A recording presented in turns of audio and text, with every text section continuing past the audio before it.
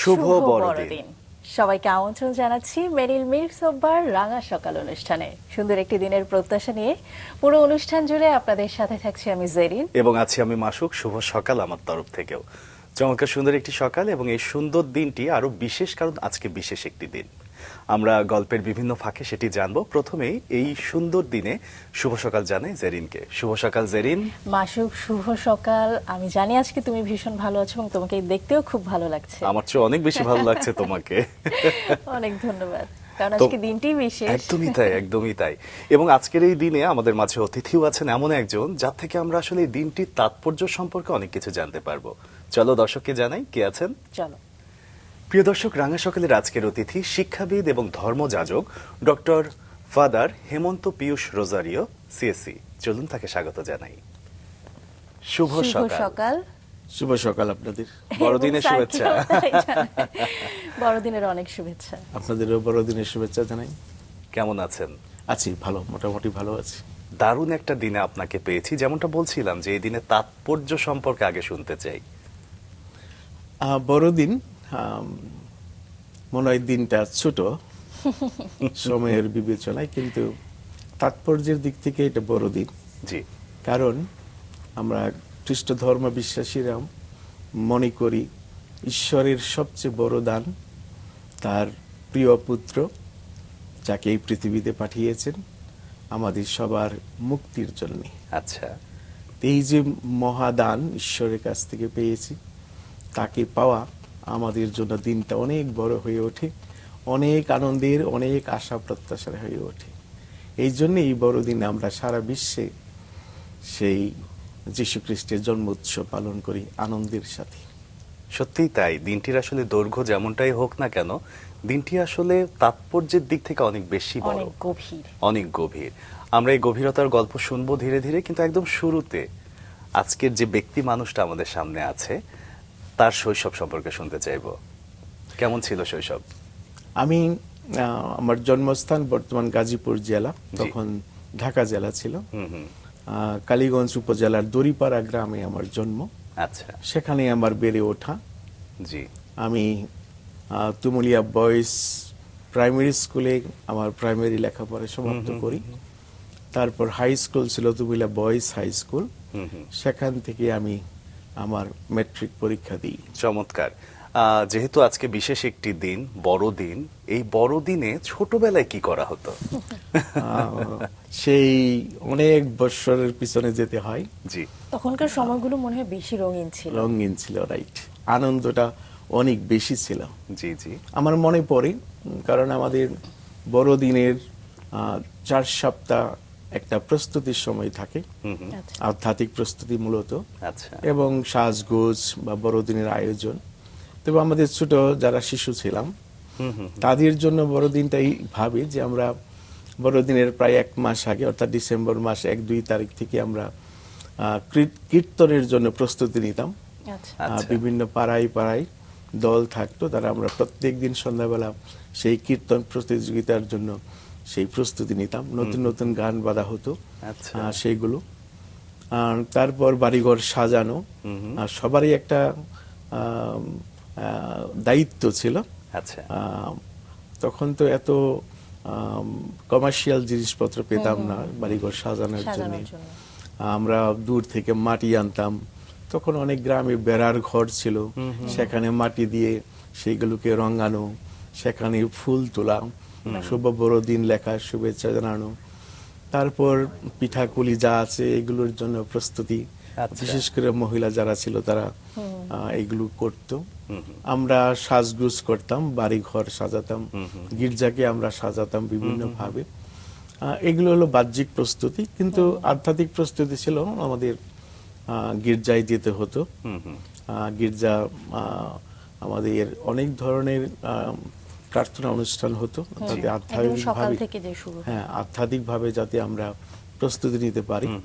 কারণ মূলত যিশুর জন্ম আমাদের কাছে একটা আধ্যাত্মিক তাৎপর্য, নৈতিক তাৎপর্য, একটা সামাজিক দায়বদ্ধতা, একটা বড় জিনিস, যার জন্য আমাদের আধ্যাত্মিক প্রস্তুতি যত ভালো হয়, বড়দিন তত বেশি আনন্দের হয় এবং তত বেশি এই আনন্দ আমাদের ভিতরে থাকে। সেটা তো অবশ্যই, কিন্তু ছোটবেলায় আমার কাছে মনে হয় যে আরো ছোট ছোট বিষয়গুলো বেশি আকর্ষণ করে, যেমন এই যে এত এত খাবার তৈরি হচ্ছে, কি কি ধরনের খাবার হতো? এবং আরো একটা মজার জিনিস হতো, আমি যতদূর জানি যে জি। একদমই সকালে সবাইকে কোরাস গাইতে হয় হয়তো বা চার্চে। আমাদের চার্চে বড়দিনের দিন সারাদিনই প্রায় বলতে গেলে অনুষ্ঠান থাকে। আমাদের আমরা বলি মিশা, অর্থাৎ খ্রিস্টজাগ, জি। যেটা 1 থেকে 1.5 ঘন্টা একটা অনুষ্ঠান। বড় মিশনগুলোতে 3টা অনুষ্ঠান হয়। আচ্ছা। আর তারপরে শেষ খ্রিস্টজাগের পরে কীর্তন প্রতিযোগিতা থাকে গ্রাম ভিত্তিক। আচ্ছা, এটা অনেক আনন্দের, কারণ 1 মাস ব্যাপী আমরা প্রস্তুতি নিয়েছি, এখন প্রতিযোগিতা হচ্ছে। এটা একটা অনেক আনন্দের উৎসব। আচ্ছা আচ্ছা। আর যেটা পিঠার কথা বলছেন, আমাদের গ্রাম্য দেশীয় পিঠা, বিকাই পিঠা, চিতই পিঠা, বুড়া পিঠা, এরকম কুলি পিঠা, এরকম বাঙালি ঐতিহ্যে যে সমস্ত পিঠাগুলো আছে, এইগুলো যারা আমাদের মা ভাবিরা আছে, তারা একদিন আগের থেকে এই পিঠা প্রস্তুত করতে থাকছে। আমরা তো আনন্দ নিয়ে খেতাম। আচ্ছা, আমারও কিন্তু জিভে একদম জল চলে আসছে জেরিন। মাসে তার মধ্যে এমনি শীতকাল, একদম, আমাদের একদম। পিঠা পুলির Right. সময়। আরেকটা ছিল নতুন ড্রেস। আচ্ছা। তখন এত ভালো ড্রেস ছিল না, কিন্তু যাটুকু এক টুকরো কাপড় পেলে বা একটা জুতা পেলে, সাধারণ জুতা, এটা নিয়ে আমরা বড়দিনে অনেক মন আনন্দ খুশি হয়ে করতাম। যেত। দারুণ দারুণ। স্যার, এই যে ক্রিসমাস ট্রি, ছোটবেলায় এটা নিয়ে তো আসলে ছোটদের ফ্যান্টাসিটা অনেক বেশি থাকে বা আনন্দ উপভোগের জায়গাটা বেশি থাকে, সেই গল্পটা একটু আপনার কাছ থেকে শুনতে কিংবা চাই। তখন কি স্যার এই ট্রিটা এখন যেমন আমরা যে কোনো জায়গায় পেতে পারি, কিনতে পারি, অ্যাভেলেবেল, তখন কি ছিল বা পেতাম? আমাদের সময় আমরা ক্রিসমাস ট্রি শুধু ওই টিভিতে দেখতাম, ওয়েস্টার্ন আচ্ছা। কান্ট্রিতে, আমেরিকাতে তারা এগুলো তাদের দেশে, কিন্তু এখন আমাদের চাইনিজদের কমার্শিয়াল বদান্যতায় আমরা এখন খুব সহজলভ্য। প্রায় সব বাড়িতে আমরা ক্রিসমাস ট্রি রাখি এখন, আচ্ছা। কিন্তু আগে কিন্তু এটা ছিল না। আচ্ছা। এটা একটা স্মরণ করে, এখন অনেক ডেকোরেটেড, লাইটেনিং হয়। আগে তো এই লাইটিং নেওয়া সম্ভব ছিল না। আমরা অনেক কিছু বানাতাম, কলা গাছ কেটে, কলা গাছ পুঁতে, সেটার ভিতরে বিভিন্নভাবে আমরা ডেকোরেট করতাম। আচ্ছা। জি, জি। কিন্তু এই ক্রিসমাস ট্রি এখন প্রায় সব বাড়িতেই অনেক সুন্দর করে ডেকোরেট করা হয়। এটা প্রযুক্তির একটা আসলে- সিম্বল, একটা সিম্বল যে বড়দিন আসছে। ডিসেম্বর মাসের প্রথম থেকে তারা কি প্রত্যেক বাড়িতে বাড়িতে এই ক্রিসমাস ট্রি রাখেন, ডেকোরেশন করে রাখেন। আরেকটা মজার ব্যাপার হলো, সাধারণত বড়দিন কিন্তু গিফট গিভিং একটা জি, জি। বড় জিনিস, কারণ ঈশ্বর তার মহাদান যীশু খ্রিস্টকে দিয়েছেন দান হিসাবে, আমরা সেটা গ্রহণ করি। আর এই দান আমরা যখন একে অন্যের কাছে আবার কিছু গিফট দেই, সেটা আমাদের স্মরণ করেন বড়দিনে। সাধারণত ক্রিসমাস ট্রির নিচে কিন্তু Gift box রাখা গিফট হয়। রেখে দেয়।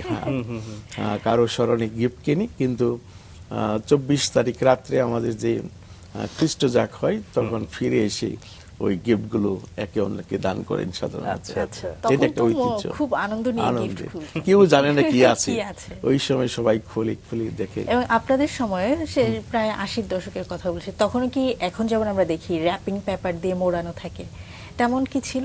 ওই সময় এরকম ছিল না। ছিল না। মানে এটা খোলা খোলাই থাকতো। হ্যাঁ, এমনি খোলাই থাকতো। আচ্ছা, গিফট মানেই তো আসলে ছোট ছোট খুশি, এবং সেই খুশিগুলো যখন ভাগ করে নেওয়া হয়, পরিবারের অন্যান্যরা যখন ভাগ করে নিত, ভাই বোনরা ভাগ করে নিত, কেমন লাগতো?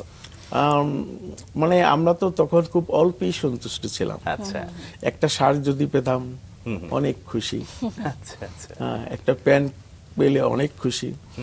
তখন তো আর্থিক অবস্থা এত ভালো ছিল না গ্রামে, আর এত সহজলভ্য সবকিছু ছিল না। তাই বড়দিনে কেউ হয়তো মা ভাবিরা তারা শাড়ি নিত একটাই, আমাদের হয়তো একটা শার্ট দিত, ওটা নিয়ে আমরা অনেক খুশি ছিলাম। আসলে ছোট্ট একটা গিফট পাওয়া একটা বড় জিনিস ছিল অনেক ওই বড় সময়, একটা অনেক জিনিস বড়। ছিল। আমার মনে হয় গিফট জিনিসটাই তেমন। স্যার, যেই মানুষটার ছোটবেলা সম্পর্কে আমরা জানছি, সেই মানুষটার এত যে তার সমৃদ্ধ একটা জীবন, সেই জীবনটার কিছু অংশ একটু দর্শকদের কাছে জানিয়ে আসতে চাই। আবার বলি। দর্শক, ডক্টর ফাদার হেমন্ত পিয়ুষ রোজারিও সিএসসি, একজন খ্যাতিমান খ্রিস্টান ধর্মযাজক, দার্শনিক এবং শিক্ষাবিদ। শৈশব থেকে ধর্মীয় এবং মানবিক মূল্যবোধে বেড়ে ওঠেন তিনি। বনানী জাতীয় উচ্চ সেমিনারিতে দর্শনশাস্ত্র এবং ঐশ্বতত্ত্বে অধ্যয়ন করেন। ফিলিপাইনের সেন্ট টমাস ইউনিভার্সিটি থেকে দর্শনশাস্ত্রে এমএ এবং পিএইচডি ডিগ্রি অর্জন করেন, এবং যা তার শিক্ষা জীবনের অনন্য অর্জন। তার গবেষণার মূল বিষয় ছিল মহাত্মা গান্ধীর সত্যাগ্রহ এবং অহিংসা এবং বিশ্ব ভ্রাতৃত্ববোধ। 1989 সালে যাজকীয় অভিষেক লাভের পর তিনি বিভিন্ন ধর্মপল্লী এবং জাতীয় পর্যায়ে দায়িত্ব পালন করেন। 2000 সাল থেকে নটরডেম কলেজে অধ্যাপনায় যুক্ত হয়ে প্রশাসনিক দক্ষতার স্বাক্ষর রাখেন। 2012 সাল থেকে তিনি নটরডেম কলেজের অধ্যক্ষ হিসেবে দায়িত্ব পালন করছেন। লেখালেখি এবং মানব সেবার মাধ্যমে ডক্টর ফাদার হেমন্ত পিয়স রোজারিও বাংলাদেশের শিক্ষা এবং নৈতিক চিন্তাধারায় গুরুত্বপূর্ণ অবদান রেখে চলেছেন। চলুন দর্শক, গুণী এই মানুষটা সম্পর্কে আমরা আরও জানি। স্যার, জীবনে অর্জন অনেক, সেই অর্জনের গল্প তো শুনবো একটু একটু করে। ছোটবেলার গল্প শুনছিলাম, তাই তো মাস্টার? একদম। আবার একটু ছোটবেলায় ফিরতে চাই। স্যার, কয় ভাই বোন ছিলেন আপনারা? আমরা 4 বোন 4 ভাই, আমি 7ম নাম্বার। আমার 4 বোন লেখাপড়া তেমন করেনি, কারণ ওই সময় লেখাপড়া তো একদম সহজলভ্য ছিল ছিল না। না। হ্যাঁ, তো 4 বোন ছোটবেলায় বিয়ে হয়ে গেছে 14-15 বছর বয়সে। আচ্ছা।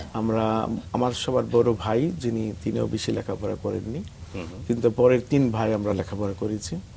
আমার এক ভাই আমি যে স্কুল থেকে পাশ করলাম তুমুলে বয়েজ হাই স্কুলে, সেখানে হাই স্কুলের শিক্ষক ছিলেন, সে আমাকেও পড়িয়েছেন। আমি লেখাপড়া করেছি, আমার ছোট ভাইও লেখাপড়া করেছে। স্যার, একটা ছোট্ট জিনিস আমি একটু জানতে চাইবো না, শুধু বলতে চাই যে আপনার জন্মটা ছিল একদমই ছোট্ট একটা জেলার ছোট্ট একটা শহরে বা ছোট্ট একটা গ্রামে। সেখান থেকে আপনি বাংলাদেশের অন্যতম বা অনন্য শিক্ষাপীঠ নটরডেম কলেজের অধ্যক্ষ বা প্রিন্সিপাল, এই জিনিসটা যখন মনে হয় তখন আসলে কেমন অনুভূতি হয়? আসলে আমি গ্রামে লেখাপড়া করেছি, জমা জমিতে কাজ করেছি, তাই আমার শিক্ষা জীবন সেই গ্রাম্য একটা ছেলে যেভাবে মাটি, মানুষের সাথে যে সম্পর্ক, সেটা রেখেই কিন্তু আমি পড়াশোনা করেছি। আমি কখনো কল্পনাই করি না আমি নটরডেম কলেজে শিক্ষকতা করব বা প্রিন্সিপাল হব, এটা কল্পনাই ছিল না। আমি হাই স্কুল পাশ করে, মেট্রিক পাশ করে নটরডেম কলেজে পড়াশোনা করি। নটরডেম কলেজ সম্বন্ধে তেমন বেশি কিছু জানতাম না, কিন্তু পড়ার পরে আমি জানতে পারি আসলে ওখানেই কিন্তু আমাদের সেই অনেক কিছু সম্বন্ধে জানতে পারলাম, জীবন সম্বন্ধে, জীবন বোধটা সেখান থেকে আসলো। সেই ভিড়টা আসলে নটরডেমে ঘুরে দেয়। Notre Dame college, right. এবং ওখান থেকে কিন্তু উচ্চশিক্ষার একটা উৎসাহ আমি পাই। আর জানেন যে আমি একজন ধর্মযাজক, আমি মেট্রিক দিয়েই কিন্তু ধর্মযাজক হবার জন্য বাড়ি ছেড়েছি। আমি 3 মাসের মতো সেই বান্দুরাতে ছিলাম, ওখানে নবাবগঞ্জ উপজেলায়। সেখানে আমি 3 মাস থাকি, সেখানে ইংলিশ শিখি। আমাদের পড়াশোনার জন্য ইংরেজি খুবই গুরুত্বপূর্ণ। ওখান থেকে এসে নটরডেম কলেজ ভর্তি হই। আচ্ছা আচ্ছা।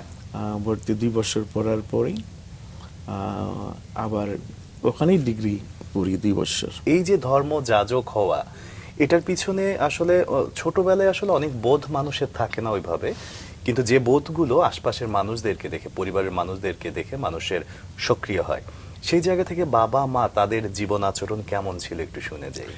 আমি অনেক জায়গায় বলেছি আমার মার ধার্মিকতা এবং আমার বাবার নীতিবোধ আমার জীবনকে অনেকভাবে স্পর্শ করেছে। আচ্ছা। আমার মা খুব ধার্মিকা মহিলা ছিলেন। আমার বাবা বিদেশে ফরেন শিপে কাজ করতেন অনেক বছর।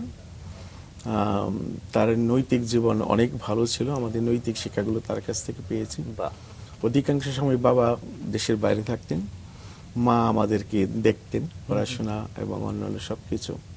তো এই 2 জনের প্রভাব আমার জীবন অনেক বেশি।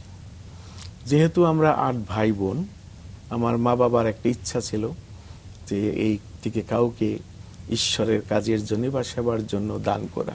আচ্ছা আচ্ছা। সুতরাং তারা আমাকে অনেক অনুপ্রাণিত করেছে যাতে আমি যাজক হই। তারপরে আমার নিজস্ব একটা সিদ্ধান্ত আছে, আমি মেট্রিক পাশ করে সেই যাজক হবার জন্য ইচ্ছা প্রকাশ করে যাই। আচ্ছা। এবং একটা দীর্ঘ সময় পড়াশোনা করতে হয় যাজক হবার জন্য। আমি ডিগ্রি পাশ করার পরে 1 বছর ছিলাম বরিশালে। বরিশালে আমাদের খুব ধ্যান সাধনায় থাকতে হয়।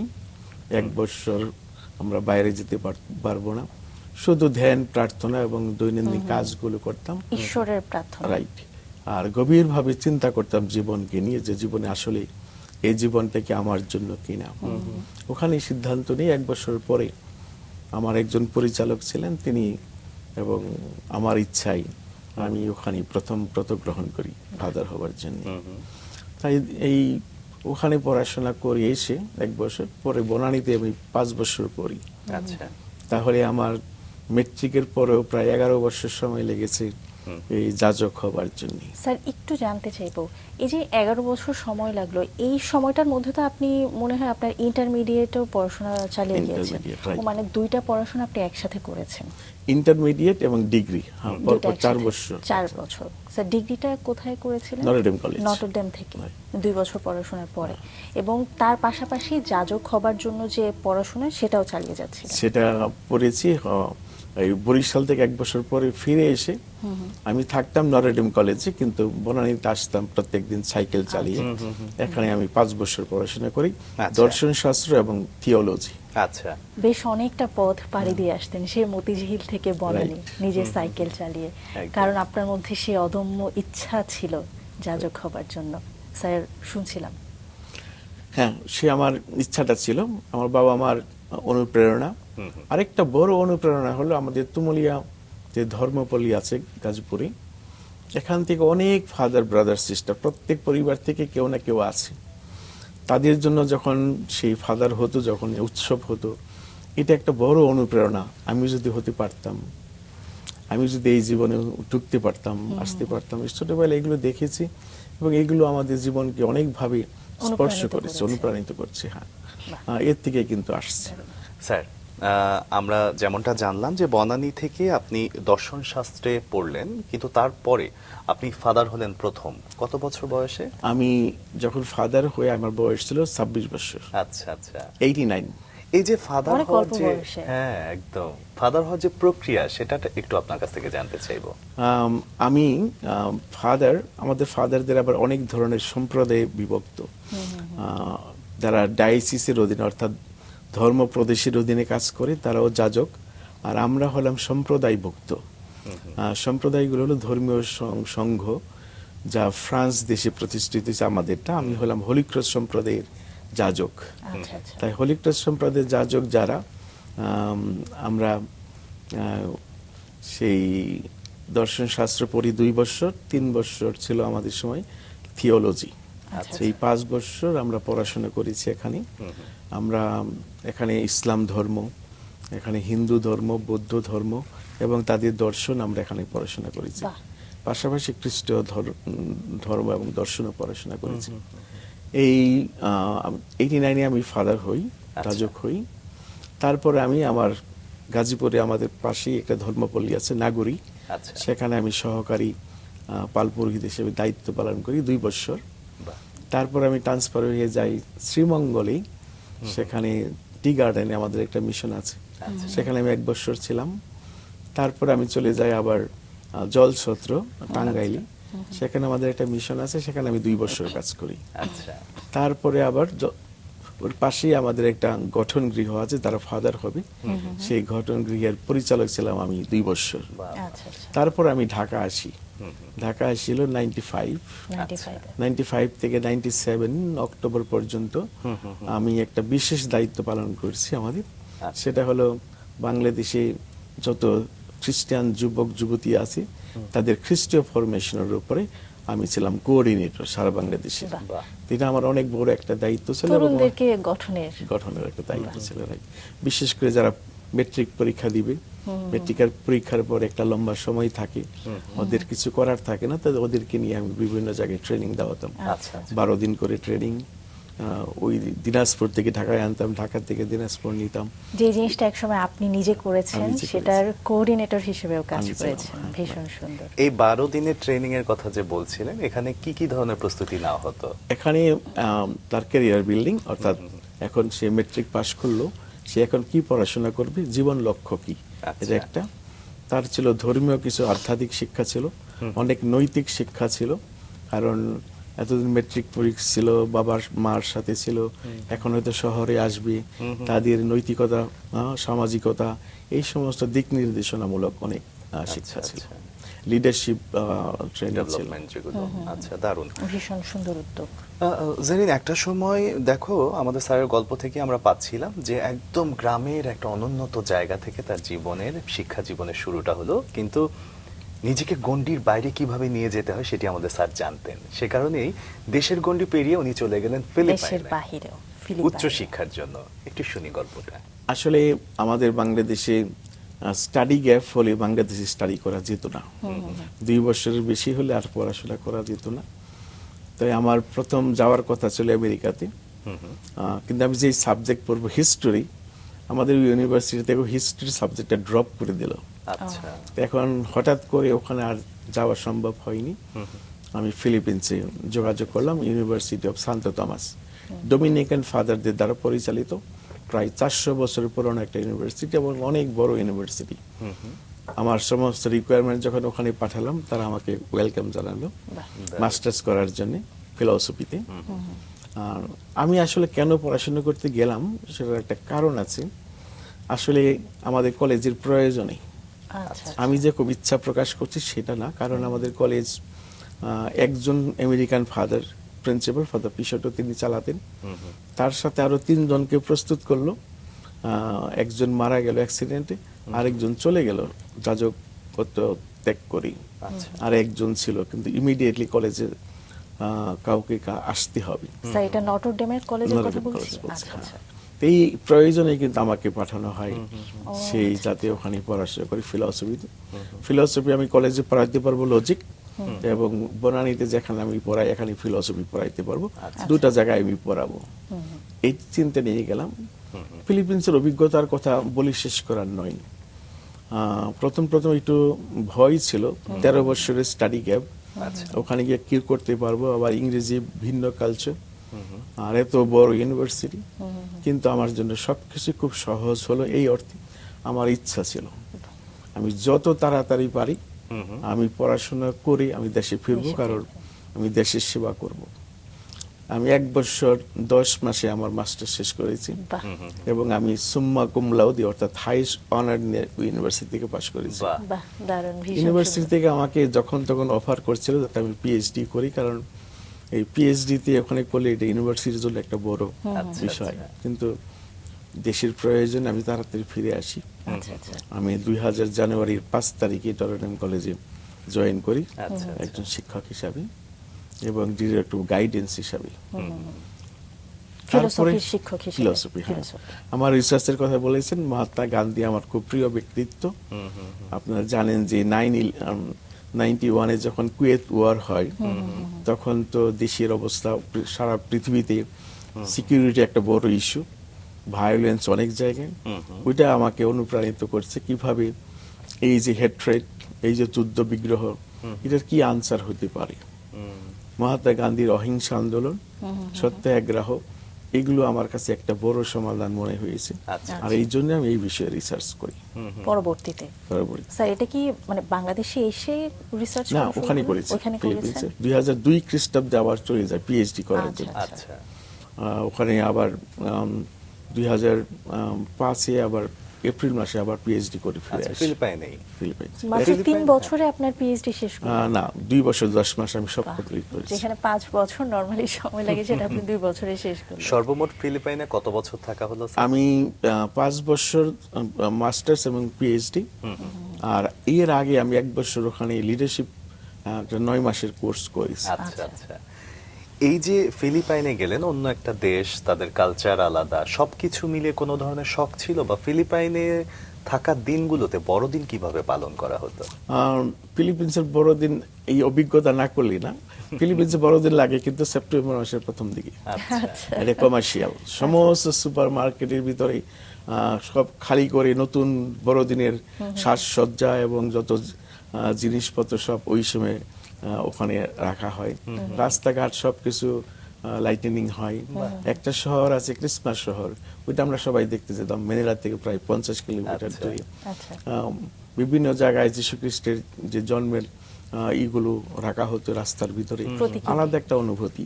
সবচেয়ে মজা হলো বড়দিনের 9 দিন আগে আমরা বলি নবেনা, ওরা বলে সিম্বাঙ্গাবি, অর্থাৎ রাত্রে মিশা হয়, ভোরে আচ্ছা। ভোরে অনুষ্ঠান হয় 4টার সময়। এটা ওরা অনেক আনন্দ করে। যে মানুষ কখনো গির্জায় যায় না তারাও কিন্তু এই 9 দিন কিন্তু গির্জায় যাবে। বাহ। এটা একটা বড় আনন্দ, গির্জা করে এসে সবাই একসাথে খাবে, অনেক আনন্দ হয়। এটা একটা নতুন অভিজ্ঞতা। তারপরে একটা হলো ফিলিপিন দেশ, এটা খ্রিস্টান দেশ, মেজরিটি ক্যাথলিক।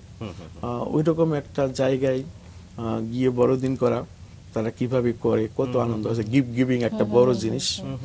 আমার খাবার দাবার আছে, অবশ্যই সাজগোজ আছে, সবকিছুই আছে। তারপরে ওরা এই সময় যে আধ্যাত্মিক প্রস্তুতি নেই, এটা অনেক ভালো লাগে ওদের সাথে কাজ করে। আমি অবশ্যই এক ওয়ার্কিং স্টুডেন্ট, আমি কাজ করতাম এবং মিশনে এই অনুষ্ঠান পরিচালনা, যেহেতু আমি ফাদার, এই অনুষ্ঠান পরিচালনা আমি সাথে করতাম। আচ্ছা আচ্ছা।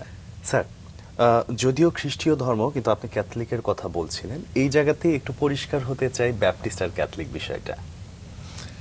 আসলে আমরা বলি ক্যাথলিক, ক্যাথলিক আমাদের পোপ প্রধান। আসলে আগে একটাই চার্চ ছিল, 16 সেঞ্চুরিতে এসে বিভাগ আসলো। ওই প্রটেস্টান্ট একটা আন্দোলন ছিল, সেই তারা প্রটেস্ট করে মণ্ডলীর কিছু কিছু বিষয় নিয়ে সমাধান না করে, বরং তারা প্রটেস্ট করেছে বলে নাম হলো প্রটেস্টান্ট। তো প্রটেস্টান্টদের ভিতরে আবার অনেক গ্রুপ আছে, ব্যাপটিস্ট আছে, তারপর অ্যাংলিকান চার্চ আবার আলাদা হলো পরে, অর্থোডক্স আছে। হ্যাঁ, অর্থোডক্স যারা ভাটিকান ট্যুর শিক্ষা গ্রহণ করেনি, তারা আগের মতো আছে, খুব ট্রেডিশনাল। তবে ক্যাথলিক চার্চ ওই একটাই আছে, এর ভাগ নাই। কিন্তু প্রটেস্ট্যান্ট চার্চের আবার শত শত ভাগ আছে। তারা বাইবেলে বিশ্বাসী, খ্রিস্টে বিশ্বাসী, শুধু পোপের আধিপত্য স্বীকার করেন না। আচ্ছা, যেমনটা আসলে প্রত্যেকটা ধর্মগ্রন্থের মধ্যে বিভিন্ন সম্প্রদায়ের যে বিভক্ততা রয়েছে সেটা। স্যার বলছিলেন যে আপনার কাছে মহাত্মা গান্ধীর যে দর্শন, সেটা অনেক বেশি আপনাকে অনুপ্রাণিত করেছে, তাই এটা নিয়ে রিসার্চ করেছেন এবং এটার উপরে পিএইচডিও করেছেন। পরবর্তীতে সেখানে পিএইচডি যখন সম্পূর্ণ করলেন, আপনার থিসিস এন্ড সবকিছু, ওই সময়টা কেমন ছিল? আমি আসলে পড়াশোনার জন্য অনেক জায়গা খুঁজছিলাম, ফিলসফি পড়ব, কারণ ফিলসফি বাংলাদেশে তেমন একটা খুব গুরুত্বের সাবজেক্ট নয়। তো আমি ইন্ডিয়াতে গেলাম। ইন্ডিয়াতে যদি পড়াশোনা করতে পারতাম, যেহেতু ইন্ডিয়ান ফিলসফি আমি ইন্টারেস্টেড ছিলাম, ওখানে গিয়েও থাকার জায়গা পাই না বা ওখানে ভর্তিও হইনি, দেখে আসছি। গান্ধী আশ্রম দেখেছি আমি, গান্ধীর অনেক প্রতিষ্ঠান আমি দেখছি, গান্ধীর সম্বন্ধে অনেক পড়াশোনা নিজেও করেছি। এই জন্য আমি প্রথম থেকে আমার মনের ভিতরে ছিল আমি গান্ধীর উপরে আমার রিসার্চ করব।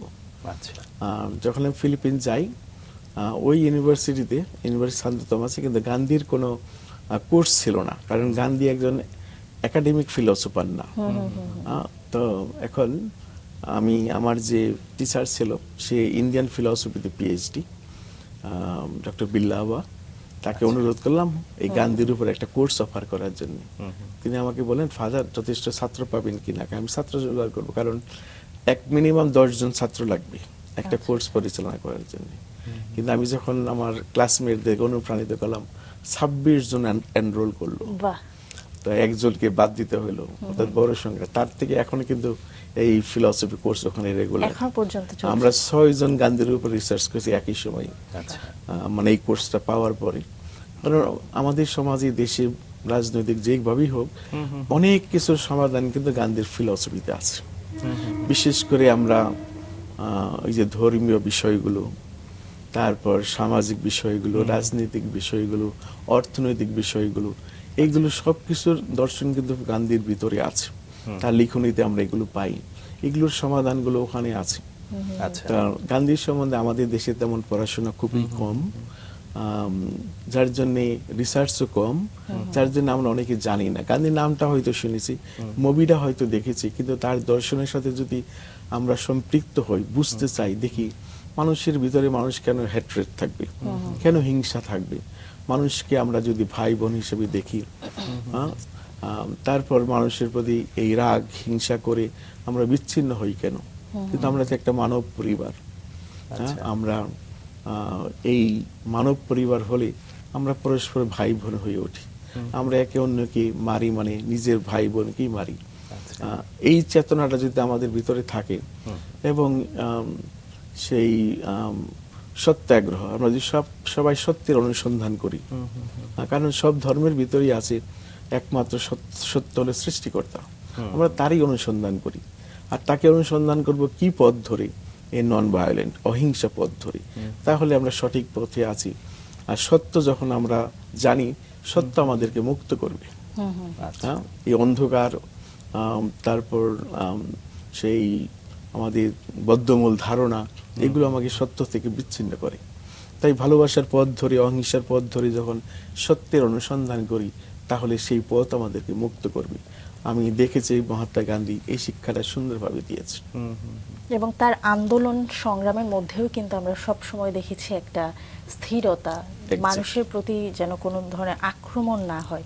তার রাজনৈতিক আন্দোলনের মধ্যেও কিন্তু সেই জিনিসটা সব সময় ফুটে উঠেছে। মহাত্মা গান্ধীর বিষয়ে আমি কয়েকটা আর্টিকেল লিখেছি বিভিন্ন পত্রপত্রিকায়। একটা আছে নীতিহীন রাজনীতি একটা মহাপাপ। বর্তমানে রাজনীতিতে নীতিদের ভিত্তিতে হবে, কিন্তু আমরা দেখি এখন নীতিহীনতাই হলো এই রাজনীতি। শুধু রাজনীতি কেন, আমি তো বলবো যে দৈনন্দিন জীবন যাপনেও নীতি জিনিসটা আসলে খুবই গুরুত্বপূর্ণ একটা বিষয়। স্যার, এই যে বিভিন্ন প্রশ্নের কথা বলছিলেন, বিভিন্ন বুদ্ধিদীপ্ত প্রশ্ন, এগুলো আসলে মাথায় যখন আপনার আসছিল, তখন আপনার উপলব্ধি জায়গাগুলো আসলে কি হচ্ছিল? যে এই বিষয়টা নিয়ে আমার আরো বেশি জানা উচিত, তাকে নিয়ে আরো বেশি রিসার্চ করা উচিত, এইরকম নাকি? যেহেতু আমি মাস্টার্স করেছি মহাত্মা গান্ধীর উপরেই, এটা কন্টিনিউ করছি আমি পিএইচডি তো। আমার 2টা বই কিন্তু পাবলিশ করা আছে, ইংরেজিতে এবং বাংলায়। আমি অনেক বিতরণ করি ফ্রি, কারণ মানুষ জানুক।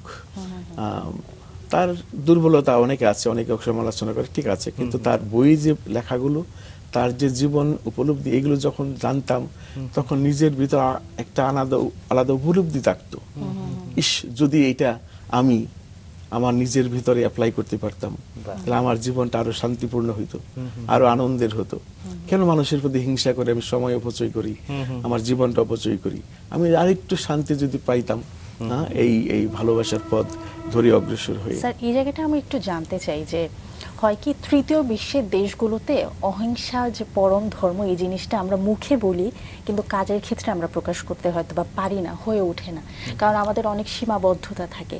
কিন্তু আপনি এমন একটা শাস্ত্রে পড়াশোনা করেছেন, মাস্টার্স এবং পিএইচডি করেছেন, যেখানে অহিংসা পরম ধর্ম, যেখানে সত্যাগ্রহের কথা বলা হয়েছে, নৈতিকতার কথা বলা হয়েছে, সেখানে যখন দেশে ব্যাক করলেন, এই এত বড় সাবজেক্টে এত দিন ধরে পড়াশোনা করার পরে দেশে এসে দেখলেন প্রেক্ষাপট সম্পূর্ণই আলাদা, তখন নৈতিক দ্বন্দ্বের জায়গাটা কেমন ছিল?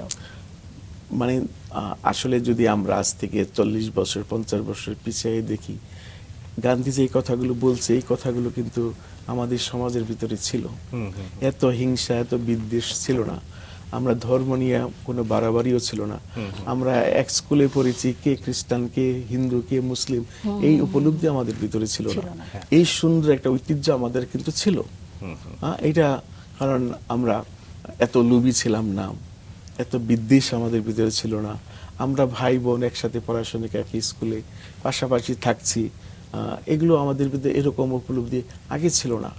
কিন্তু এখন অপসংস্কৃতি আছে, মানুষের অর্থলোভ বা মানুষের সেই ভোগবাদ, এই সমস্ত এখন ব্যাপক। অন্য সংস্কৃতিগুলো যখন আমাদের দেশে আসে, ভালোগুলো আসে না, মানুষের মন্দগুলো আমরা ইনফ্লুয়েন্স হয়ে বেশি।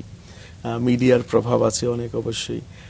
ফেসবুক বর্তমানে যেটা আমরা দেখি, অনেক কিছুর ব্যবহার, অপব্যবহার, এইগুলো নিয়ে আমরা এখন নীতি নৈতিকতা স্কুল জীবনে, শিক্ষা জীবনে আমরা ব্যাপকভাবে অভাব উপলব্ধি করি। আমরা নৈতিক শিক্ষাটা কোত্থেকে পাবো? প্রথম অবশ্যই পরিবার, বাবা মা। কিন্তু পরিবারগুলো অনেক ব্রকেন পরিবার দেখি আমরা, পরিবারগুলো অনেকভাবে সেই ক্ষতিগ্রস্ত। সেখানে ছেলে মেয়েদের সেই প্রভাব, ধর্মীয় শিক্ষা, নৈতিক শিক্ষাগুলো পাচ্ছে না যেভাবে আগে পেতাম। তারপরে আসি স্কুলের ভিতরে আমরা যদি সেই নৈতিক শিক্ষার সেই কন্ট্রাডিক্টরি কিছু দেখি, আমাদের মনের ভিতরে সেগুলো কিন্তু প্রভাব পড়ে। স্কুল কলেজগুলোতে নৈতিক শিক্ষা আজকাল তেমন গুরুত্ব নাই, যদিও আমাদের নটরডেম কলেজে আমরা মাসে একটা নৈতিক শিক্ষার ক্লাস রাখি এবং অন্য অন্য বিশেষ করে আমাদের ক্লাব কার্যক্রমের মধ্য দিয়ে আমরা নৈতিক শিক্ষাগুলো দিবার চেষ্টা স্যার করি। এটা কিন্তু অনেক গুরুত্বপূর্ণ একটা জিনিস। আমরা ধর্মীয় শিক্ষার কথা বলি, কিন্তু তার আগে গুরুত্বপূর্ণ নৈতিক শিক্ষা। নৈতিক Exactly. শিক্ষায় শিক্ষিত হতে পারলেই হয়তোবা ধর্মীয় এবং মানবিক সকল দিক থেকেই কেউ দীক্ষিত হতে পারে। আপনার আসলে ব্রতীয় জীবনে পদার্পণ করার যে মানসিক অবস্থান, সেটা কেন হলো, এই জায়গাগুলো শুনতে চাইবো। আগে বলেছি যে প্রত্যেক পিতামাতা আমাদের খ্রিস্টান সমাজে তারা মন থেকে চায় তাদের কোনো একটা সন্তান যদি ঈশ্বরের সেবায়, মানুষের সেবায় দিতে পারেন, এটা তাদের অনেক গৌরবের বিষয়। যেটা নাকি আমার মা বাবার ভিতরে ছিল, অনেকভাবে তারা অনুপ্রাণিত করেছে আমাকে, এবং আমি নিজের স্বেচ্ছায় কিন্তু এই জীবনে গিয়েছি। যাজক দুই ধরনের, ধর্মপ্রদেশীয় এবং ব্রতধারীয় যাজক। আমি হলাম ব্রতধারীয় যাজক। আমি হলি ক্রস সম্প্রদায়ের যাজক। যারা ব্রতধারী বা ব্রতধারিণী, অর্থাৎ যারা সিস্টার হয়, তারা ব্রতধারিণী, আমাদের 3টা ব্রত নিতে হয়। একটা দরিদ্রতা, বাধ্যতা এবং কৌমার্য। অর্থাৎ আমি দরিদ্র বেশে জীবনযাপন করব, আমি আমার কর্তৃপক্ষের অধীনে থাকব এবং পারিবারিক জীবন আমি ত্যাগ করব। আচ্ছা। এই 3টা ব্রত নিয়ে আমরা যাজকীয় ব্রতধারী যাজক হয়েছে। আচ্ছা। তো এই আমার একটা স্বপ্ন ছিল, ইচ্ছা ছিল প্রবল যে আমি যাজকীয় জীবনে যাব। আচ্ছা। অনেকে এই পথে অনুপ্রেরণা দিয়েছে, কিন্তু আমার সিদ্ধান্ত এবং আমার এই যে বেছে নেওয়া, এটা আমি চরমভাবে চেয়েছিলাম যে আমি একজন যাজক হব। আমি কখনোই গঠন জীবনে চিন্তা করিনি আমি চলে যাব। অনেকে চলে যায়, আমার ভিতরে কখনো আসে নাই, কারণ আমি মনে করেছি এইটাই আমার জীবনের সেই সার্থকতা, যদি হতে পারি। যাজক হয়ে কি করব সেই স্বপ্নগুলো কম ছিল, কিন্তু যাজক হব এই স্বপ্নটা এই স্বপ্নটা আমার লালিত মধ্যে করেছে। সবসময় ছিল। এবং এটা কিন্তু স্যার কঠিন একটা সিদ্ধান্ত, যদি আমরা বলি একজন মানুষের দিক থেকে, যে সে সবসময় দরিদ্রতার মধ্য দিয়ে থাকবে, নিজের অনেক অর্থবিত্ত সে কখনোই চাইবে না, বা অধীনস্থ থাকবে, উপরে যারা আছেন তাদের কথা শুনবে, এবং যেটা খুবই গুরুত্বপূর্ণ মানুষের জীবনে, যে নিজের পরিবার সে গঠন করতে পারবে না। এই যেগুলো খুবই কঠিন সিদ্ধান্ত ছিল, তারপরও আপনি নিয়েছেন। কঠিন, কিন্তু আনন্দ আছে অনেক। নিঃসন্দেহে। যখন আমি বাধ্য থাকতে পারি, এটার ভিতরে একটা তৃপ্তি থাকে। যখন আমি কোনো আসক্তি না থাকে, এটা একটা আনন্দ থাকে। এবং পরিবারে থাকলে হয়তো আমি অনেক কিছু নিয়ে ব্যস্ত থাকতে হতো পরিবারের ভরণ পোষণের ক্ষেত্রে, কিন্তু আমি ওইটার থেকে সম্পূর্ণ মুক্ত হয়ে যখন মানুষের সেবা করি, আমার সারা দিনটা আমি সকাল থেকে বিকাল পর্যন্ত আমার শিক্ষার্থীদের জন্য, ছাত্রদের জন্য কাজ করি, এটা অনেক বেশি ফুলফিল, অনেক বেশি আনন্দের, সেটা উপলব্ধি করি প্রতি মুহূর্তে। কারণ মানব সেবাই হচ্ছে আপনার কাছে, বা সম্মানিত যাজকবৃন্দ যারা আছেন তাদের কাছে প্রধান বিষয়, হয়তোবা তাই এই সিদ্ধান্ত নিয়েছেন। পরবর্তীতে স্যার ফিলিপিন থেকে বাংলাদেশে আসলেন 1997-এর দিকে কি? আমি বাংলাদেশে পিএইচডি করে ফিরি 2005 খ্রিস্টাব্দে। 2005-এ। এবং পরবর্তীতে আপনি আপনার নিজের যে শিক্ষা প্রতিষ্ঠান, বিখ্যাত নটর ডেম কলেজ, সেখানে যুক্ত হলেন, সেখানে শিক্ষক হিসেবে, ফিলোসফি শিক্ষক হিসেবে। সেই যাত্রাটা একটু শুনতে চাই, যে নিজের কলেজে নিজেই এবার শিক্ষক হিসেবে জয়েন করলেন। আসলে আমি 2 বছরের মাস্টার শেষ করে যখন 2002 ফিরি, না 2000 খ্রিস্টাব্দে ফিরি, তখন আমি নটর ডেম কলেজে জয়েন করি ফিলোসফির শিক্ষক হিসাবে। 2 বছর কাজ করার পরে আমি পিএইচডি করতে যাই 2002 খ্রিস্টাব্দে। আমি ফিরে আসি 2005 খ্রিস্টাব্দে। আমি ফিরে আসার পরে আমি কলেজের গাইডেন্সের দায়িত্ব নিই, ডিরেক্টর অফ গাইডেন্স, এবং আমি তখন কলেজে লজিক এবং ফিলোসফি পড়াইতাম। সাথে আরেকটা দায়িত্ব ছিল একটা সেমিনারি পরিচালনার জন্য। তাই বেশ কয়েকটা কাজ আমি করেছি। তো আসলে আমি যখন নটর ডেম কলেজে জয়েন করি, যে এই জায়গায় কখনো প্রিন্সিপাল হব এরকম চিন্তাই না। আমি শিক্ষক ক্লাসরুমে কিন্তু খুব পছন্দ করি। আমি সমান সক্ষম ক্লাস নিয়ে আমি গাইডেন্সের কাজ করতাম, আবার ওই সেমিনারিতে কাজ করতাম। আমার একটা ইচ্ছা ছিল যে আমি যত বেশি সেবা দিতে পারি ততই আমার ভিতরে তৃপ্তিবোধ আসে। আর যখন শিক্ষার্থীরা আমার ক্লাস করে মজা পায়, তখনই মনে করি যে আমি হয়তো কিছু দিতে পারছি। দারুণ, দারুণ। তাই সকাল থেকে বিকাল পর্যন্ত এই কাজে আমি ব্যস্ত ছিলাম। খুবই ভালো উপলব্ধি নটরডেম কলেজে শিক্ষকদের সাথে কাজ করে। তারপর আমি 2009 খ্রিস্টাব্দে আমি ভাইস প্রিন্সিপাল হই। 2012-তে আমি সেই প্রিন্সিপালের দায়িত্ব পালন করতেছি। এবং এটা 2025, প্রায় 12 বছর ধরে 13 বছর 13 complete। বছর ধরে যুক্ত আছেন। দারুণ। এই যে এবং 13 বছর দীর্ঘ একটা সময় স্যার, এই যে দীর্ঘ সময় নটরডেমকে আপনি আসলে কিভাবে দেখবেন, যে আপনার নৈতিক এবং মানবিক যে মূল্যবোধ সেটা গঠনে কি ভূমিকা পালন করেছে নটরডেম? আমার যে শিক্ষা আমি পেয়েছি, আমি নিজে প্রথমে সেগুলো পালন করি। প্রথম কথা হলো, আমি আমার শিক্ষকদের সাথে আমার অনেক ভালো সম্পর্ক। আচ্ছা। আমাদের শিক্ষক, এখন বর্তমান যে শিক্ষক আছে, আমার মনে হয় 70% শিক্ষককে আমি নিয়োগ দিয়েছি। আচ্ছা। তাই শিক্ষক যারা এখানে হয় তারা যথেষ্ট সিলেকশন করে করি আমরা। তাদের ডেডিকেশন আছে। সার্টিফিকেট খুব বেশি গুরুত্বপূর্ণ না, তার ডেডিকেশন, তার কমিটমেন্ট, তার আচরণ, সেবার যে মনোভাব, এটা কিন্তু আমাদের কাছে অনেক গুরুত্বপূর্ণ। এবং সেটার প্রমাণ আমরা কিন্তু বাস্তব জীবনে পাই। বাংলাদেশে দুইটা জায়গার খুবই সুখ্যাতি মানুষ গড়ার কারিগর হিসেবে, প্রথমত নটরডেম, দ্বিতীয়ত হলি ক্রস। এই কারণেই হয়তোবা যে এত সুন্দর করে আপনারা যখন নিয়োগ দেন, সেক্ষেত্রে স্টুডেন্টরা সেই জিনিসটাই পাবে। হ্যাঁ, আমাদের নিয়োগ পদ্ধতি, আমরা সাধারণত কাউকে যখন নিয়োগ দেই, আমাদের এখানে অন্তত 6 মাস বা 1 বছর পার্ট টাইম হিসেবে থাকে, তাকে আমরা পর্যবেক্ষণ করি এবং তারপরে আমরা সিলেকশন করি।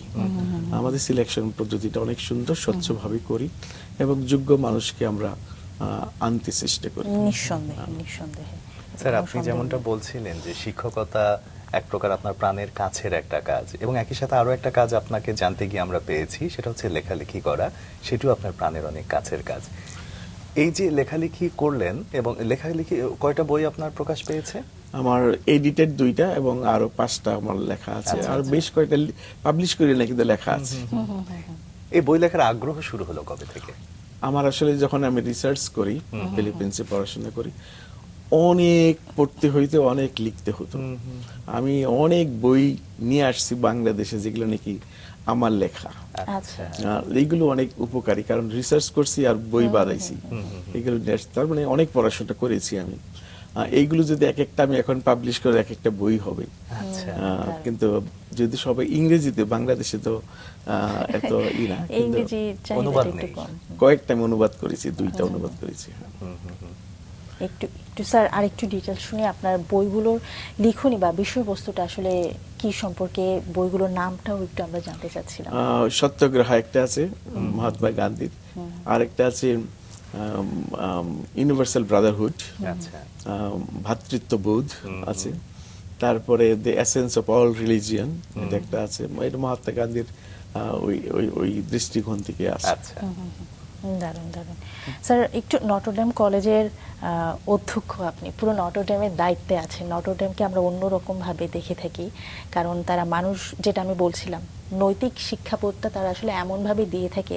আমার মাসুক, তুমিও হয়তো একমত হবে যে আমি এখনো পর্যন্ত নটরডেমিয়ান হিসেবে যে কয়েকজনকে পেয়েছি, ভীষণ মেধাবী তারা, এবং সবচেয়ে গুরুত্বপূর্ণ তাদের নৈতিকতার জায়গাটা, তারা ভীষণ স্বচ্ছ হয় এবং নৈতিক দীক্ষায় অনেক বেশি দীক্ষিত হয়ে থাকে। স্যার, এই জিনিসটা আসলে কিভাবে এত বছর ধরে আপনারা মেনটেন করে যাচ্ছেন? 2টা কথা বলি। একটা হলো যে আমি যে প্রিন্সিপাল, আমি শুধু একা নই, আমার হোলি ক্রস সম্প্রদায় আমার পিছনে আছে। এটা একটা বড় শক্তি, এক।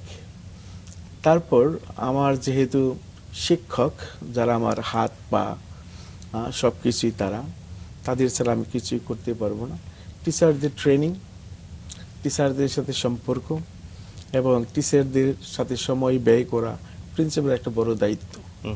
আলটিমেটলি আমি যা চিন্তা করি, যা শিক্ষা দিতে চাই, এটা টিচারদের মধ্য দিয়েই ক্লাসরুমে কিন্তু যাবে। এই জন্য শিক্ষকদের সাথে সুসম্পর্ক, তাদেরকে সবসময় মোটিভেশন দেওয়া এবং তাদেরকে ট্রেন করা, এটা একটা বড় দায়িত্ব। এবং টিচাররা যত বেশি সক্রিয় থাকবে, সুন্দর সম্পর্ক থাকবে। আমরা বলি নটরডেম একটা পরিবার।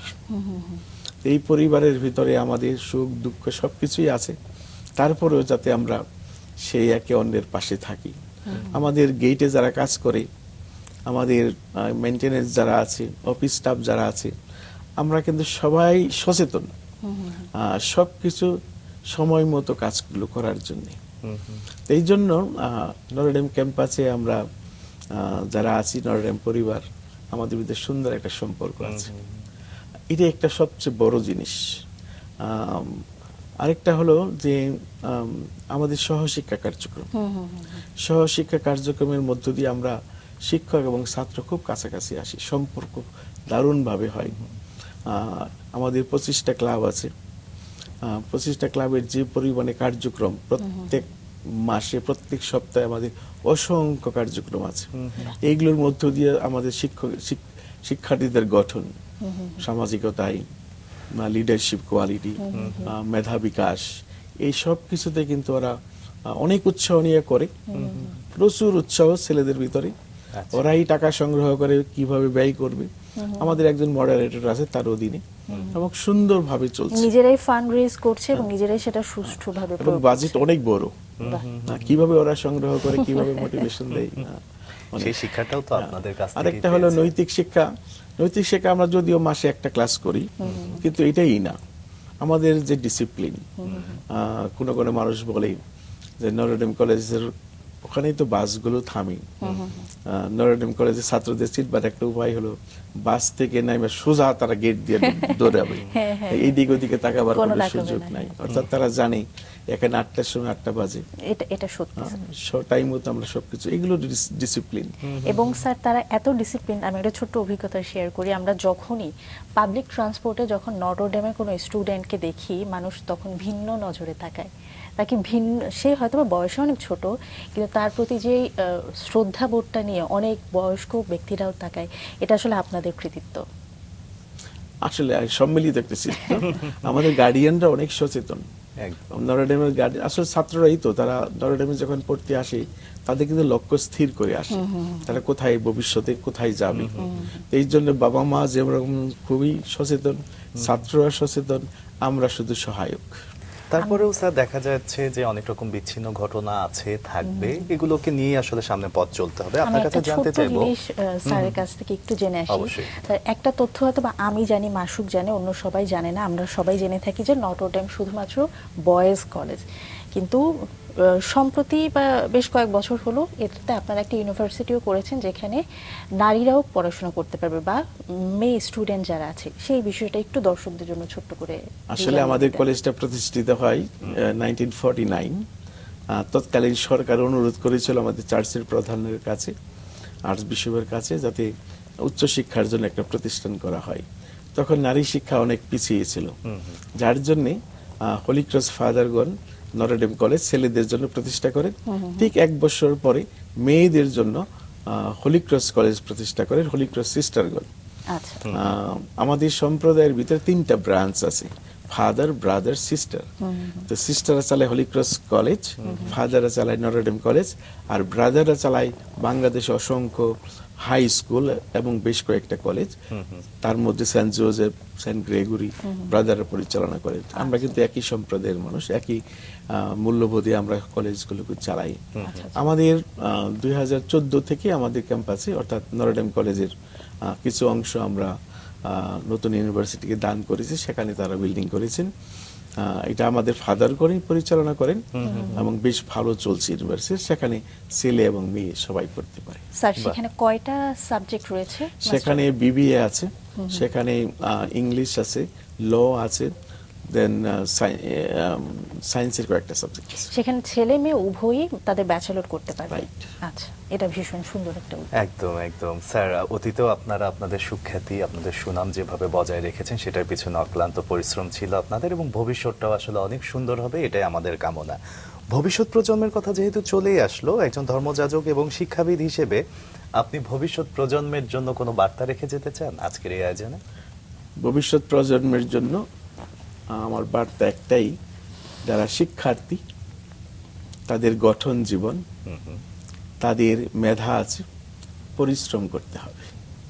শুধু মেধা থাকলেই হবে না, মেধার পাশাপাশি যদি পরিশ্রম করি, আমরা যাতে জীবনে কোনো শর্টকাট কিছু না চাই, আমরা যে তপস্যার মধ্য দিয়ে, ত্যাগ স্বীকারের মধ্য দিয়ে আমাদের গঠন জীবনে বিশ্বস্ত থাকি, আমার দায়িত্ব কর্তব্য, বিশেষ করে পড়ালেখা যদি সেই দায়িত্বের সাথে সেগুলো সম্পন্ন করি, আমরা জীবনে প্রতিষ্ঠিত হতে পারবো। ভীষণ সুন্দর স্যার, অসংখ্য ধন্যবাদ আজকে এত ব্যস্ততার মধ্যেও পুরো সময়টা জুড়ে আমাদের সঙ্গে যুক্ত হবার জন্য। আপনার জন্য অনেক শুভেচ্ছা, শুভকামনা রইল। আপনার জীবনবোধ আরো অনেক বেশি এগিয়ে যাক, আমাদের সবার মাঝে ছড়িয়ে যাক। অসংখ্য ধন্যবাদ। আপনাদের দুইজনকে আমি অনেক ধন্যবাদ জানাই আমাকে আমন্ত্রণ জানাবার জন্য এবং সুন্দর করে অনুষ্ঠান পরিচালনা করার জন্য।